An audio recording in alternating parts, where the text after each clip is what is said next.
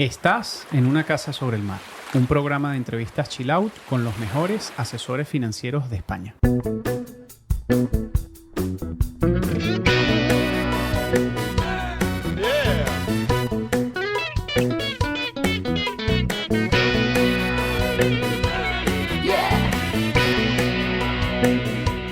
Hola a todos, gracias por estar escuchando nuestro podcast Una Casa sobre el Mar, patrocinado por Lombia Capital. Un saludo a todos los asesores, inversores y suscriptores de nuestros canales, todos interesados en tomar decisiones inteligentes de inversión en un entorno fresco, cercano y diferente. Como ya les adelantábamos la última vez, hemos decidido salir de nuestro estudio de grabación habitual en Madrid para arrancar con entrevistas presenciales visitando a los asesores en sus ciudades y en sus despachos. Hoy volvemos a Bilbao, donde contamos con un emprendedor de éxito en nuestra industria, con además muchos años de experiencia. Él es Pedro Palenzuela, fundador de su propia EAF en el año 2018. Y en breve conoceremos más y mejor a Pedro seguramente. Nosotros somos Francisco Rodríguez e Iván Díez. Gracias por acompañarnos una vez más y empezamos.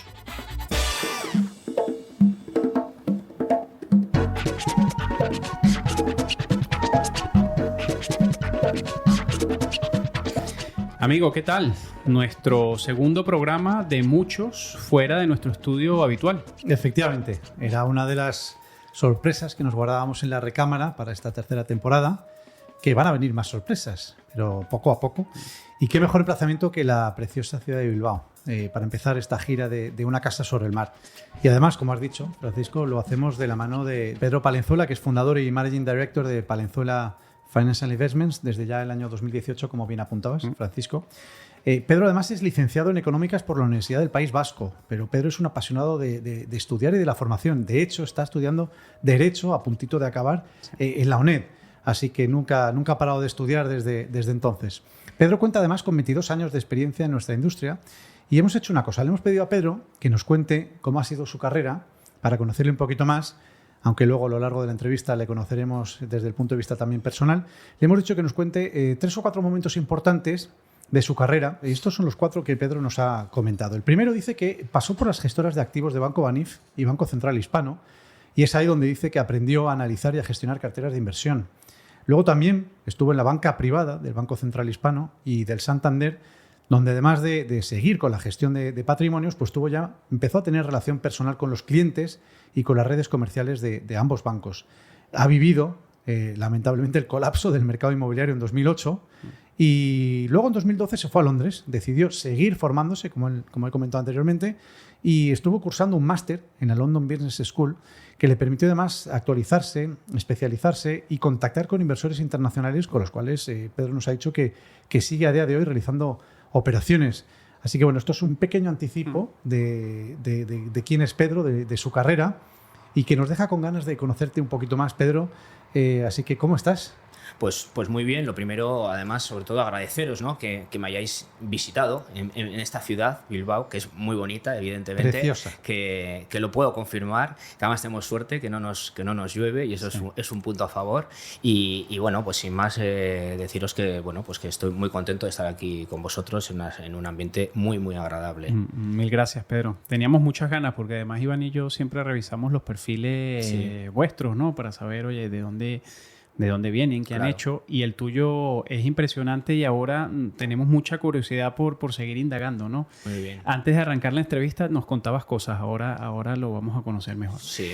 Nosotros el programa lo arrancamos con la sección de la entrevista donde hemos preparado algunas preguntas para ti. Yo empiezo con la primera. Bueno, sabemos, digamos, empezando por tu perfil técnico, ¿no? que es además, ya ahora lo vamos a descubrir, pero sabemos que cuentas con una amplia experiencia en valoración de proyectos relacionados con el inmobiliario, sí. Algo comentabas ahora fuera de micrófono, y que has trabajado en varias entidades dando advisory sobre este tipo de activos, ¿no? Sí. Que además, justamente en España, pesa mucho en las carteras de los inversores, sí. ¿no? Ahora, después de más de 4 años, desde que lanzaste Palenzuela Inversiones, tu EAF, ¿Sigue siendo una parte importante de tu actividad? Queremos entender, oye, si tus clientes siguen la línea del inversor local, que estamos comentando, e invierten mucho todavía en ladrillo. Bien, bueno, pues mira, te puedo comentar que a este respecto ha habido una cierta variación en el comportamiento en cuanto a lo que son las inversiones en inmobiliario. Bueno, que ahora todo el mundo dice real estate, ¿no? Sí. Al principio, cuando empecé a trabajar y estuve en las gestoras y en banca privada, etcétera, había yo creo que habría más interés por lo que era el sector inmobiliario que lo que era por el propio sector financiero. O sea, solamente tenías que analizar el patrimonio de una persona o de un grupo familiar para ver que lo que más pesaban eran los activos inmobiliarios. Con el paso del tiempo, eso se acrecentó, porque además, sobre todo del año 2000 al 2008 fue un boom, donde todo el mundo se metía en proyectos, compraba casas o oficinas o quería promover, porque todo el mundo, bueno, pues veía esas rentabilidades tan brutales que incluso no hacía falta ni llegar a promover, sino que simplemente comprabas el suelo y al de 6 meses lo habías vendido con un 30% de revalorización. Todo eso, evidentemente, cuando llega la explosión de la burbuja inmobiliaria en España, pues hombre, cambia el sentimiento inversor y se va reconduciendo. Ahora sigue teniendo peso, pero ha disminuido el peso. Es decir, la gente, el inversor pone ahora un mayor foco, ha subido más la ponderación de lo que son los activos financieros. Y además la forma de invertir también ha cambiado. Antes era la inversión más habitual, si dejamos al lado, evidentemente, gente que se dedicaba a la promoción o cosas de esas, sino que lo que hablamos es de un puro inversor que tiene un patrimonio y quiere meter un dinero en un determinado tipo de activo. Antes, más directamente, era una inversión directa. Sí. Se compraba una vivienda o compraba un local, etcétera. Ahora cambia un poco y, aparte, también sigue existiendo la inversión directa, pero también se utilizan vehículos de inversión. Es decir, ahora se utilizan inversiones en SOCIMIs, en REITs, private equity también que haga real estate. Entonces está un poco, yo creo que mejorando la calidad de las inversiones a través de lo que es en el sector inmobiliario. De la oferta, ¿no? Eso es, de la oferta. La oferta ha mejorado, es decir, han mejorado los servicios que pueden ofrecer a los inversores. Genial. Y eso es un poco lo que sí que estamos viendo. Y Pedro, siempre nos emociona a nosotros de manera particular, porque además lo acabamos también de hacer, Francisco y yo, en Lombia Capital. Nos emociona cuando charlamos con emprendedores que se han atrevido a dejar, pues, el mundo corporativo, como estabas tú, para emprender dentro de nuestra industria. Y nos gusta conocer cómo fue ese proceso para el lanzamiento de tu propia empresa. ¿Algo particular que te llevó a tomar esa decisión? ¿Alguna historia interesante? ¿Cómo fue? Pues mira, igual no va a ser súper fascinante lo que os voy a contar, pero es la realidad. Es decir, yo vengo de gestión de activos, de las gestoras, ya hemos comentado, luego pasé por empresas de inversión inmobiliaria, tanto patrimonialista como de desarrollo urbanístico, de desarrollo de proyectos inmobiliarios, y llega lo que es pues la crisis inmobiliaria, ¿no? Entonces yo en ese momento estaba en una empresa que estaba gestionando una cuenta de resultados de proyectos inmobiliarios, y resulta que el mercado se viene abajo. Se viene abajo en 2008, bueno, ya sabéis, la quiebra de Lehman, luego cómo va todo en cascada, y cuando llega a España, pues ya prácticamente también ese año ya empezamos a ver lo que estaba pasando, que los precios empiezan a bajar, los inversores empiezan a retirar, y la empresa decide ponerse en liquidación. Es decir, llega a tal extremo la situación que se pone en liquidación. Yo aguanto un poco más porque la zona en la que yo llevaba, los proyectos que yo llevaba, estaban todavía en pleno proceso de maduración, todavía no se habían consolidado, y hasta que no acabaron de consolidarse, pues estuve al frente de los mismos. Claro, cuando acabaron esos proyectos ya no había más proyectos que hacer. La empresa había decidido que se iba a liquidar y que ese negocio desaparecía. ¿Qué hago en ese momento? Tengo 40 años y digo, bueno, quiero dar un cambio porque, entre otras cosas, lo necesito. Es decir, no, el mercado ha desaparecido, ¿no?, a lo que me venía dedicando. Como tenía el background financiero, dije, bueno, pues me voy un poco a renovar en cuanto a las skills, las aptitudes, todo lo que había cambiado en los últimos años, y me fui a Londres. Y entonces hago un máster que es en la London Business School, donde lo que hago es especializarme dentro del propio máster en estrategia y en emprendimiento. ¿Por qué? Porque había visto que o me ponía por mi cuenta a hacer algo, o realmente ya a esas alturas, con esos años y después de todo lo que había pasado, era muy complicado encontrar un trabajo por cuenta ajena y además, sinceramente, desde el punto de vista personal, no me interesaba. Sí, sí. Y entonces, a partir de ahí empiezo a entrar en laboratorios que había en la propia London Business School para crear negocios, empiezas a poner conocimiento, a ponerte en contacto con gente y empiezas a coger una serie de ideas que luego, al volver de Inglaterra, las empiezo a poner en práctica aquí en España. Al principio hacemos una serie de operaciones, montamos unas empresas para hacer inversiones, compra de empresas, ventas de empresas, salidas, etc.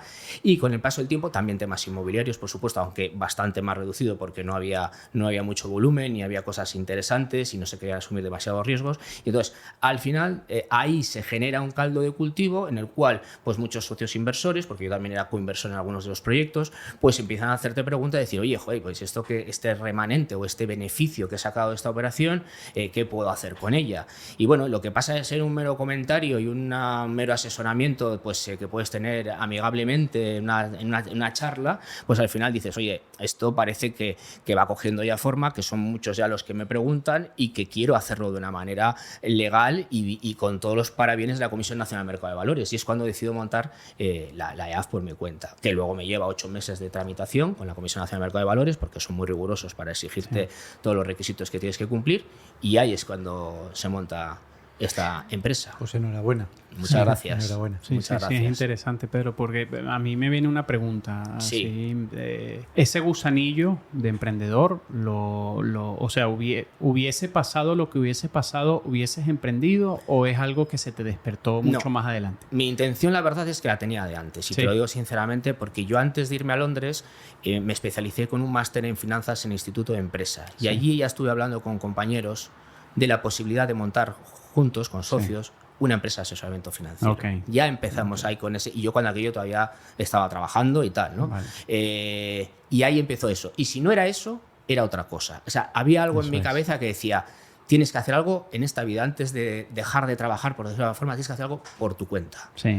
Y generar un negocio y que sea tuyo y que bueno, pues que no dependas de otras personas y que puedas, y si puedes crear empleo, mejor, y si las cosas te van bien, evidentemente mucho mejor, pero sí había esa necesidad de buscar esa satisfacción personal de crear algo propio. Qué bien. Pues como dice Iván, enhorabuena, porque es verdad que no es fácil. Y has conseguido cosas interesantes, importantes ahora, pues, después de casi 5 años, ¿no? Sí, casi 5 años ya. Sí. Y sí, la verdad es que estamos contentos. No te voy a decir que no.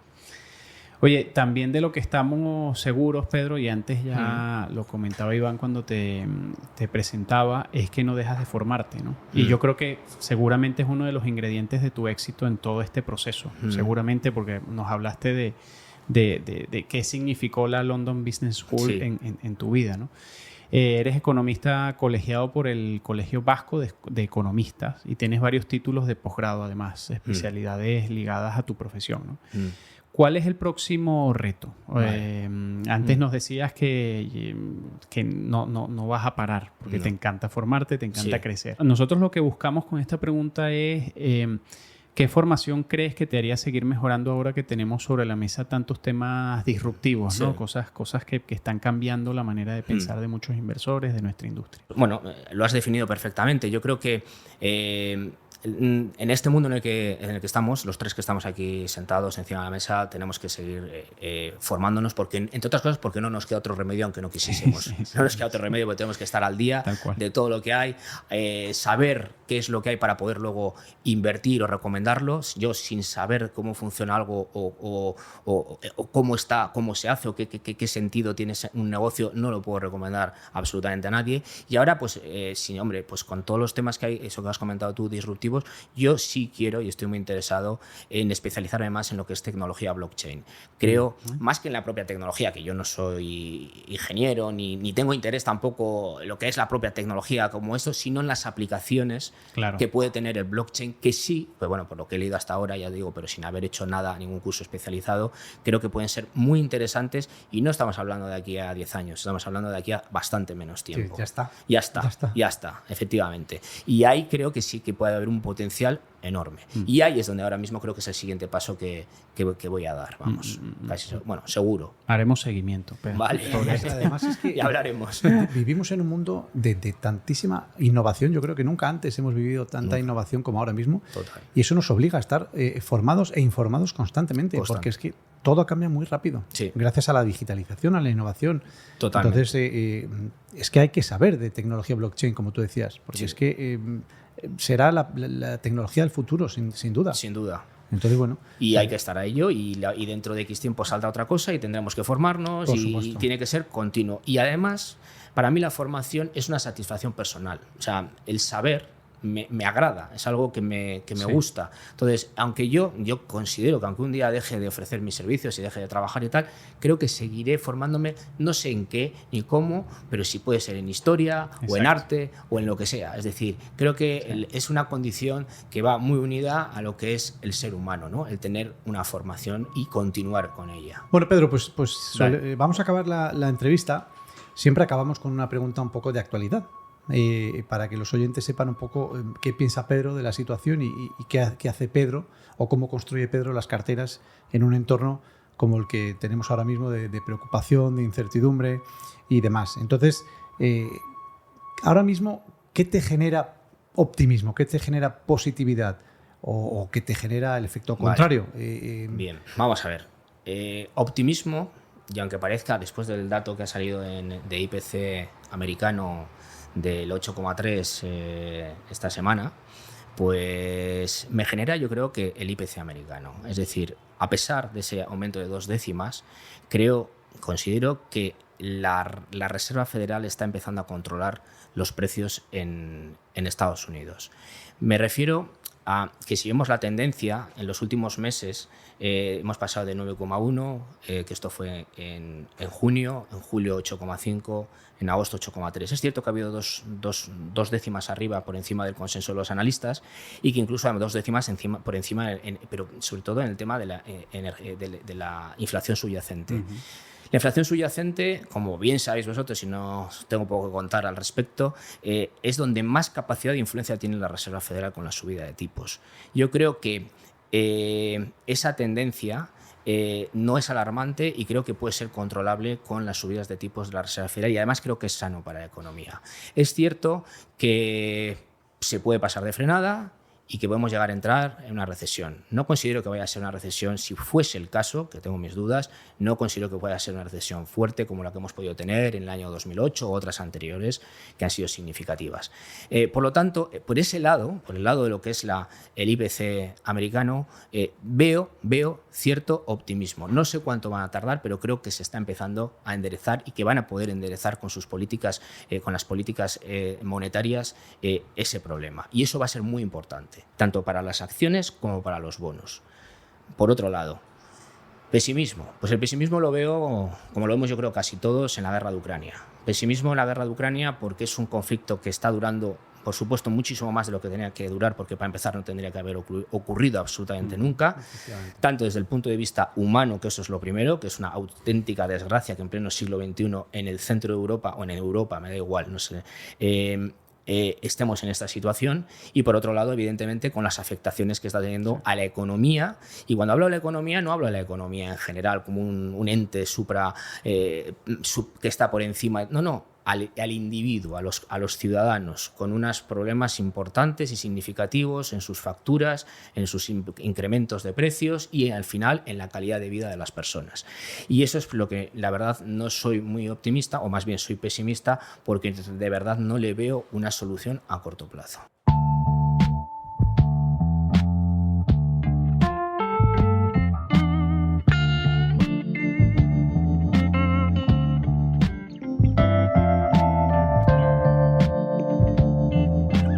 Bueno, Pedro, pues hablábamos antes de educación financiera, de cómo te gusta formarte, de cómo te gusta seguir estudiando, y esta es una sección que además nos encanta de manera especial porque es donde aportáis vosotros vuestro granito de arena al conocimiento financiero. Y además me encanta porque estamos justo en tu despacho, al ladito de la Gran Vía, justo al lado. Al ladito de la Gran Vía, y la verdad es que nos encanta. Un faro sobre el mar es como se llama esta sección. que es donde recopilamos píldoras de conocimiento, donde os pedimos a vosotros que nos expliquéis efectivamente un concepto financiero.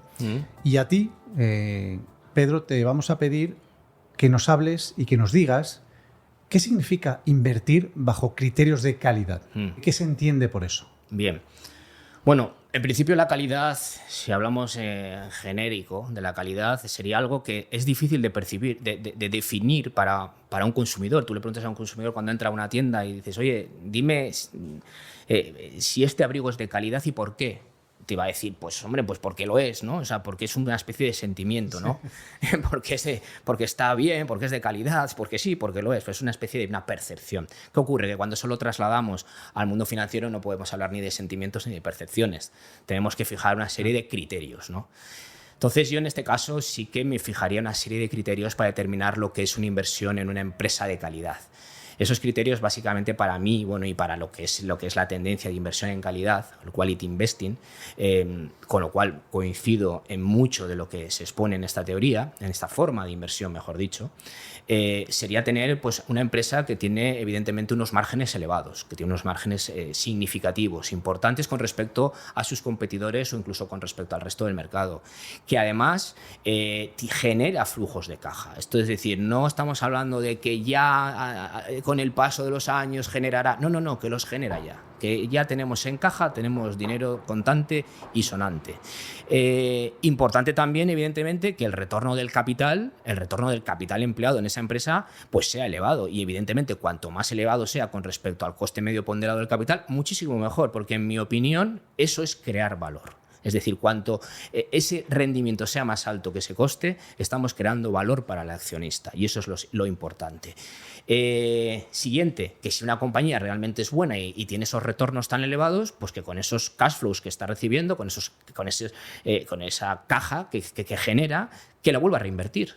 Es decir, que no me la dé, que yo no la quiero, que me la reinvierta porque es una buena compañía y va a invertir en unos proyectos que me van a seguir generando por lo menos ese retorno tan elevado que nos ha venido dando. Que también tendría que cumplir algún requisito normalmente en cuanto a la deuda, ¿no? Pues la deuda sí me gusta mirar en las compañías qué niveles de apalancamiento tiene. No me gusta ver a compañías que tienen un apalancamiento excesivo. Depende también y habría que ver cuál es el sector y de lo que estamos hablando. Pero bueno, en general podríamos decir que no, que tengan un apalancamiento controlado, bajo, normalmente. Ya te digo, pero con excepciones. Y luego otra parte muy significativa, que tenga evidentemente barreras de entrada, que tenga ventajas competitivas, que estamos hablando casi de compañías que son oligopolísticas o están dentro de un oligopolio, pues mucho mejor, porque entonces va a ser mucho más difícil que los competidores nos quiten tarta de la tarta que estamos consumiendo, que estamos recibiendo. Y por último, que no es lo último, pero simplemente por el orden que lo estoy diciendo, es la calidad de la gestión, del management. Es súper importante quién gestiona la compañía, cuáles son los criterios de gobernanza corporativa, trayectorias, qué capacidades, qué intenciones tienes y cuáles son sus planes estratégicos. Y ese sería un poco el resumen.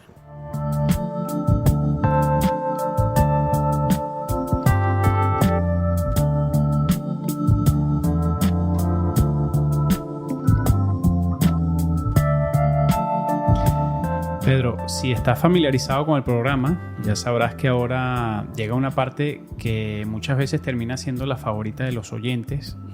Nosotros la disfrutamos mucho, esta sección, porque generalmente está diseñado para aproximarnos a esa parte más humana, más personal, ¿no? En este caso, de ti, y que hablamos generalmente de cuestiones vitales, ¿no? De las que muchas veces no tenemos la oportunidad de compartir ni de hablar ni siquiera con nuestros clientes o familiares incluso.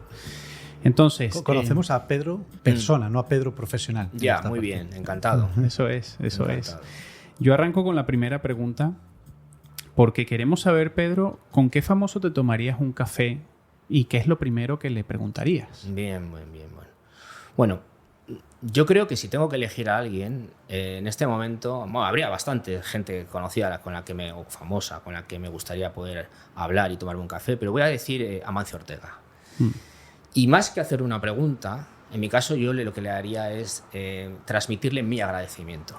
Mi agradecimiento por todo lo que ha hecho por su país, con todas las empresas que ha sacado adelante, por las donaciones que ha hecho al sistema de salud público y por cómo ha contribuido con sus empresas a reforzar la marca España a nivel internacional en todo el mundo. Y eso creo que eso es un hito que es, desde mi punto de vista, invalorable.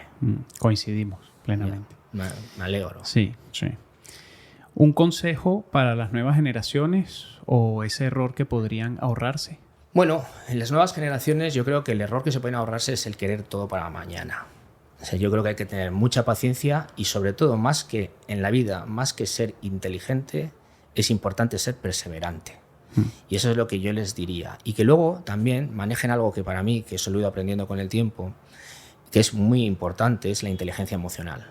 Es saber cómo desenvolverse en determinadas situaciones, cómo actuar, cómo tener las relaciones con tus compañeros, con tus clientes, con tus proveedores, con la vida en general, con tu propia familia, porque no dejan de ser parte de tu vida y de afectarte luego a la hora de tu trabajo. La base. Sí. Es la base. Por lo tanto, yo me quedaría con estas cosas. Sí, muy buenos. Oye, ¿un viaje o esa escapada que recuerdes con especial cariño? Pues mira, aquí más que un viaje, os voy a contar, es una estancia. Sí. Una estancia que tuve de 1 año y medio en Londres, que os hemos hablado antes de que estuve cursando el máster en la London Business School, y como era full time decidí llevarme a toda mi familia. Cuando aquello éramos 4, vivimos una experiencia vital maravillosa en Londres y además tuvimos la suerte de volver 5. Es decir, que nació mi hija pequeña allí y fue la verdad algo que no se te puede olvidar y que recordaré toda mi vida como, como un hecho muy relevante, ¿no? Y súper. Por eso me apetecía contároslo, vamos. Súper seguro. Oye, Pedro, y recomiéndanos un lugar aquí en Bilbao al que debamos conocer. Puede ser cualquier sitio, no solo... Pero para comer, eso me lo pones muy fácil, ¿no? Bueno, si tienes, nosotros apuntamos. No vamos a hacer publicidad, ¿no? Un sitio por el que debamos pasar. Oye, si vienes a Bilbao tienes que pasar por ahí. Yo creo que deberíais ir a la zona de la zona del Fringe, que se llama, lo que son unos acantilados que tenemos en la costa vasca, que son, pues de hace millones de años, que se han ido formando y que tienes una serie de unos panoramas y unos escenarios idílicos, y yo creo que os lo recomendaría. Y evidentemente también pues subir a la ermita de San Juan de Gaztelugatxe, que está muy cerca de donde os acabo de decir, y sería un magnífico recorrido que luego lo podríais acompañar con una buena comida en un baserri, en un caserío vasco típico de los que hay muchos por la zona, ¿no? Creo que sería un buen plan. Madre mía. Oye, pues 2 días para eso. Esto profundizaremos, Iván. En esto profundizaremos. No, con un día os da tiempo. ¿Sí? ¿Tienes alguna especialidad culinaria? No, la verdad es que no tengo así ninguna especialidad en concreto. Soy muy buen comedor y me gusta comer de todo. Por lo tanto, todos serían especialidades culinarias. ¿Te gusta más comer que cocinar? Me gusta muchísimo más comer que cocinar. Cocinar no tengo ni idea. Oye, una cosa que queríamos preguntarte. ¿Hay alguna causa que creas que merece la pena apoyar?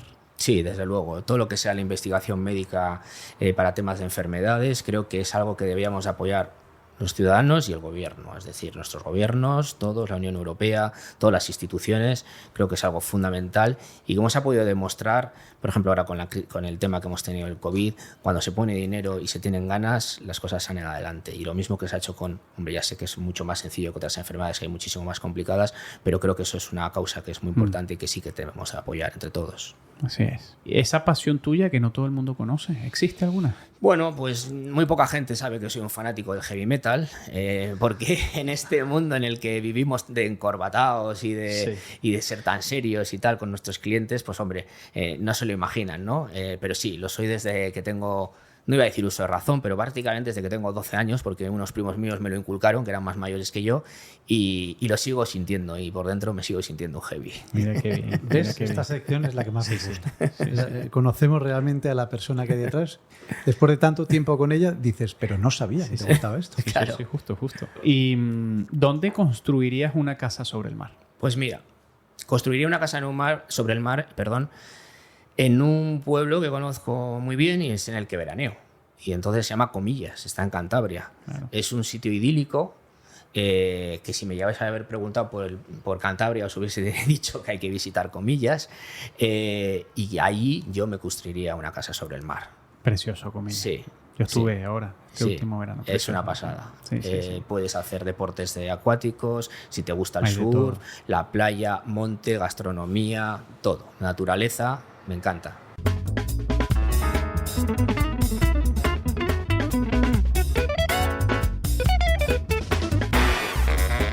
Oye, Pedro, pues ha sido un placer. Ya te lo hemos dicho, pero mil gracias por abrirnos la puerta de tu despacho, por dedicarnos tiempo. Sabemos en los tiempos que estamos de mercado en este momento, sabemos el tiempo que te requieren todos tus compromisos con clientes. Así que, de nuevo, de verdad, mil gracias por tu tiempo y por esta entrevista tan Bueno, lo único que os puedo reveladora. decir es que muchísimas gracias a vosotros porque sois gente que está en el mercado, que estáis en una gestora muy importante, que es Lombia, que estáis al pie del cañón y que saquéis estos huecos para hacer este tipo de entrevistas. Me parece absolutamente una grandísima idea y además maravilloso porque es un placer. Pues te lo agradecemos Gracias, mucho, de Pedro. verdad que para nosotros esto es algo que vivimos con pasión porque realmente os conocemos, que es lo que queremos. Es decir, oye, estamos todo el día tratando con profesionales y hablando de mercados, pero oye, ¿quién está detrás de esta Eso es. persona? Y a ti, que no te conocíamos tanto, pues estamos encantados de que te hayas Igualmente. abierto, de que nos hayas contado más acerca de tu historia y de quién es Pedro Valenzuela. Encantado Así que de haberos contado y haber estado con vosotros. muchas gracias. Gracias, Pedro.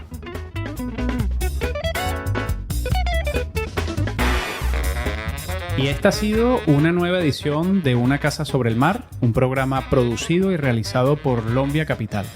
Gracias por acompañarnos en esta travesía que iniciamos hace ya más de 2 años. Continuaremos ayudando a nuestros suscriptores a tomar decisiones inteligentes de inversión, acompañados por el ruido de las olas y la brisa marina.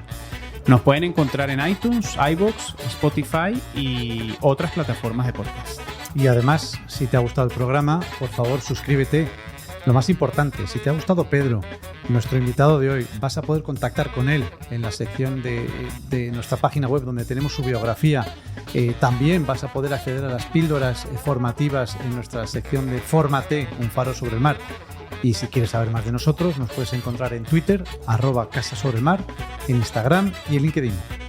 Gracias a todos nuestros oyentes y seguidores por su eterna confianza. Ustedes también forman parte activa de esta casa. Nos seguimos escuchando y hasta la próxima.